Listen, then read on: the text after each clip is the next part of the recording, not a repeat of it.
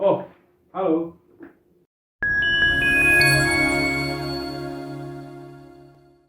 Halo guys, welcome to Adva Official Channel. Perkenalkan, saya Adit. Sebelum lanjut ke pembahasan, saya selalu ngingetin buat kalian, jangan lupa untuk menekan tombol like, komen, dan subscribe. Lalu nyalain tombol lonceng notifikasinya ya.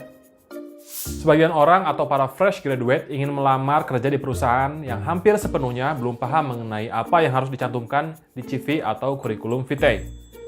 Terkadang berpikir bahwa kok rasanya belum dipanggil-panggil ya oleh perusahaan. Bisa jadi salah satu faktor penyebab kamu belum dipanggil oleh perusahaan, yaitu bisa dari CV yang kalian miliki.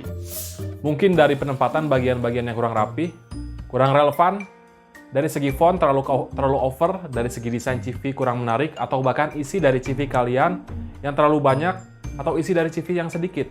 Itu pun akan mempengaruhi penilaian di mata HRD.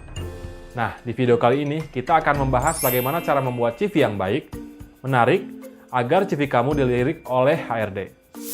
Tidak dapat dipungkiri bahwa langkah awal untuk bisa bekerja di perusahaan adalah dengan menyertakan kurikulum vitae ke HRD perusahaan yang kalian tujukan. Melalui CV inilah para HRD akan menyeleksi kalian terlebih dahulu untuk memudahkan dalam mengevaluasi dan mengetahui kompetensi para pelamar calon karyawan. Oleh karena itu, beberapa hal yang bisa kalian lakukan untuk membuat CV yang baik dan menarik di mata HRD agar peluang untuk bisa bekerja di perusahaan impian kamu pun semakin besar. Yang pertama, memasukkan identitas diri.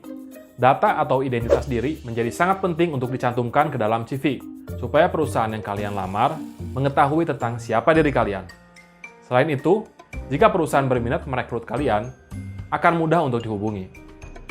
Dalam cara membuat CV yang baik dan benar, biasanya identitas diri yang dimasukkan seperti nama, nomor telepon, alamat email, dan media sosial untuk meningkatkan daya tarik perusahaan kepada kalian. Maka tidak ada salahnya untuk memberikan foto dengan pakaian yang sopan di dalam CV yang Anda buat. 2. Tambahkan ringkasan summary kalian. Setelah kalian mencantumkan identitas kalian bisa tambahkan ringkasan atau summary. Hal ini kemungkinan sangat disukai oleh para HRD. Kalian bisa memberikan ringkasan mengenai pengalaman kerja terakhir kalian, posisi sebelumnya di bagian apa, dan di perusahaan apa. Atau mungkin yang fresh graduate bisa mengisi ringkasan summary kalian dengan mencantumkan jurusan kalian, dan juga di perguruan atau sekolah mana kalian lulus. Dan kalian bisa masukkan juga etos kerja yang kalian miliki.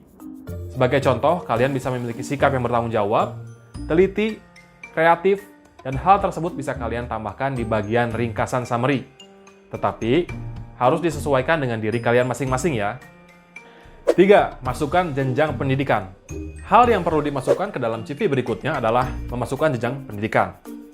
Jenjang pendidikan merupakan salah satu hal yang penting dan perlu dicantumkan dalam CV karena hal ini bisa menjadi penilaian HRD perusahaan. Saat ini, penulisan jenjang pendidikan di dalam CV diurutkan dari pendidikan yang baru diselesaikan. Misalnya, perguruan tinggi, SMA, SMP, dan SD. Namun pada umumnya, perusahaan hanya meminta 2 pendidikan terakhir yang Anda tempuh. 4. Cantumkan informasi pengalaman kerja secara detail. Langkah berikutnya adalah tulis pengalaman bekerja Anda secara detail. Mulai dari cantumkan nama perusahaan, lalu awal kalian masuk perusahaan sampai kalian berakhir bekerja di perusahaan tersebut. Posisi kalian di perusahaan tersebut juga jangan lupa ditulis ya. Tuliskan tanggung jawab serta kompleksitas pekerjaan kamu di perusahaan tersebut. Jika kalian fresh graduate atau belum memiliki pengalaman, kalian bisa mencantumkan kegiatan magang kalian dengan mencantumkan nama tempat magang. Lalu, awal kalian masuk tempat magang sampai berakhirnya magang. Posisi kalian di tempat magang dan tanggung jawab kalian di tempat magang tersebut seperti apa. Sehingga HRD bisa dengan mudah mengukur kapasitas dan juga dapat melihat pengalaman kerja kalian. Nah, apakah cocok dengan posisi yang kalian lamar atau tidak? Seperti itu teman-teman. 5. Memasukkan pengalaman organisasi jika ada. Selama kalian menempuh jenjang pendidikan, apabila kalian bergabung dengan organisasi, maka sebaiknya juga dimasukkan ke dalam CV. Hal ini akan memberikan nilai tambah yang bermanfaat untuk diri Anda sendiri. Di mata perusahaan, jika Anda ikut organisasi atau jadi panitia, maka akan dianggap sebagai seorang pelajar atau mahasiswa yang aktif. Yang keenam, memasukkan penghargaan atau prestasi yang pernah Anda capai. Apabila kalian memiliki capaian khusus, maka hal tersebut adalah sebuah nilai lebih di mata perusahaan. Tuliskan penghargaan atau prestasi yang pernah Anda dapatkan secara detail, termasuk di tahun berapa, di mana, dan seberapa besar pengaruhnya. Yang ketujuh, pengalaman pelatihan. Hal ini bisa kalian cantumkan di CV kalian bahwa kalian pernah mengikuti pelatihan, baik itu pada saat kalian sebagai pelajar, mahasiswa, atau bahkan pelatihan yang diadakan oleh perusahaan sebelumnya, dan kalian berpartisipasi dalam pelatihan tersebut. Nah, yang kedelapan adalah masukkan keahlian yang kalian miliki. Langkah berikutnya adalah kalian masukkan keahlian yang kalian miliki.